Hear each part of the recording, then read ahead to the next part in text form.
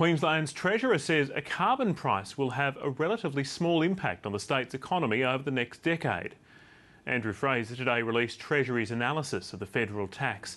But the mining industry disagrees with the modelling and the opposition continues to oppose the pollution pricing regime.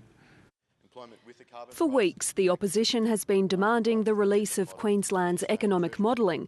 Today, the Treasurer obliged. The introduction of a carbon price is estimated to have a relatively small economic impact for Queensland over the next decade. Treasury estimates the hit to the state budget will be $1.2 billion over 4 years, but annual growth is still expected to average 3.5%, and employment is forecast to rise by 2% a year. Despite the hysterical scaremongering, the economy will grow and grow strongly with a carbon price.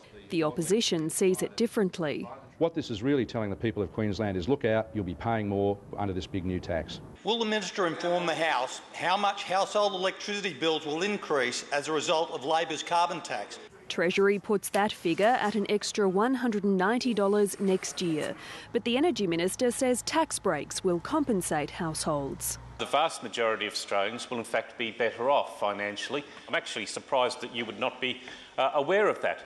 The Transport Minister says rail services will cost an extra $5 million to run. The costs will be absorbed by the government. That's code for saying that the taxpayers of Queensland will have to pay for them. As for Queensland's big money generator, the coal industry is forecast to grow by 47% in the next decade, even with a carbon price.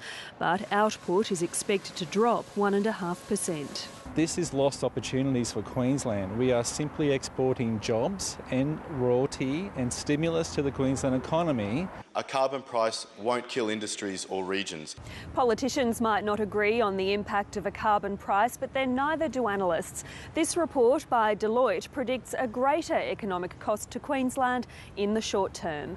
Jessica Van Vonderen, ABC News.